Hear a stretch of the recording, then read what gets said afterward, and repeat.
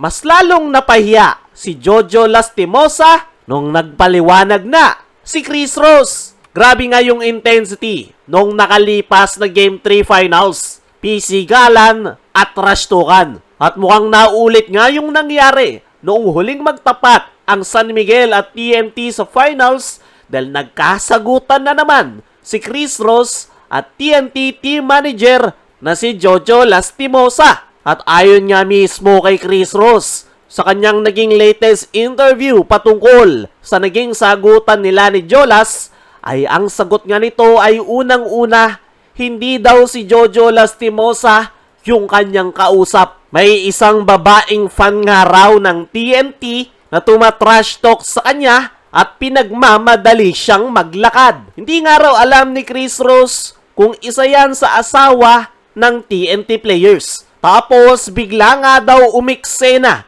si Jojo Lastimosa kung ano-ano na nga daw yung pinagsasabi at pinagmamadali siyang maglakad. At para kay Chris Ross ay very disrespectful nga daw yan dahil unang-una meron siyang iniindang injury. At valid nga yung rason na yan ni Chris Ross dahil talagang hindi niya kayang maglakad ng mabilis dahil sa paa ang kanyang injury. Hindi pa nga dyan nagtatapos dahil noong timeout ay bumaba pa sa courtside si Jojo Lastimosa para kumprontahin si Chris Ross at tila naghahamon pa ng away. At hindi nga yan maitatanggi ni Jojo Lastimosa dahil nahuli siya sa video. Ayon pa rin kay Chris Ross ay mukhang natauan nga raw si Jojo Lastimosa na mali yung kanyang ginawa dahil nagsorry ito after that game. Ay naman mismo kay Jojo Lastimosa patungkol sa naging sagutan nila ni Chris Ross ay pareho nga lang daw silang competitive.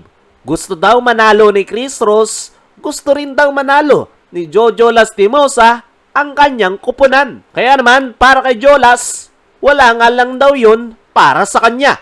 Para sa akin mga chong, mali talaga yung ginawa ni Jojo Lastimosa na tinrush talk at pinagmamadali niyang maglakad si Chris Ross meron nga itong iniindang injury at kabastusan nga yung ganun at alam yon ni Jolas dahil dati siyang naging player. Ang mahalaga ay na-realize ni Jolas na mali yung kanyang ginawa. Tumako naman tayo dito sa kabilang balita. Junmar Fajardo, bakit nga ba nagalit noong Game 3? Ngayong PBA Finals ay parehong ayaw magpatalo ng dalawang kupunan. Grabe yung pisikalan, kaya naman for the first time ay nakita nating nagalit si Junmar Fajardo. Pero bakit nga ba nagalit si Abay? Ang sagot ay dahil sa pisikal na laro ni Brandon Ganuelas Roser. Kilala nga natin itong si Abay. Napakabait at humble nga nito na player. Tumatanggap ito ng pisikal na laro. Pero tila lumagpas na sa limit si Brandon Ganuelas Roser dahil very unusual na nakita nating nagalit si Junmar Fajardo.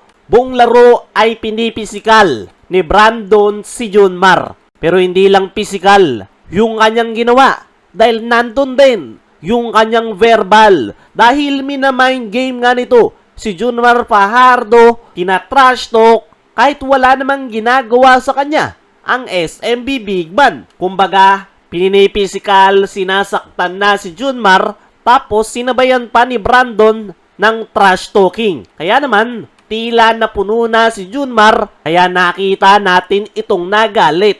Pero kahit na ganun, ay nagpakita pa rin ng sportsmanship si Junmar dahil sinubukan niyang itayo si Brandon. Pero yung ginawa ni Ganuelas Roser ay galit pa ito na tinapik yung braso ni Junmar. Kaya mga chong, ano ang masasabi nyo na for the first time nakita si Junmar na nagalit?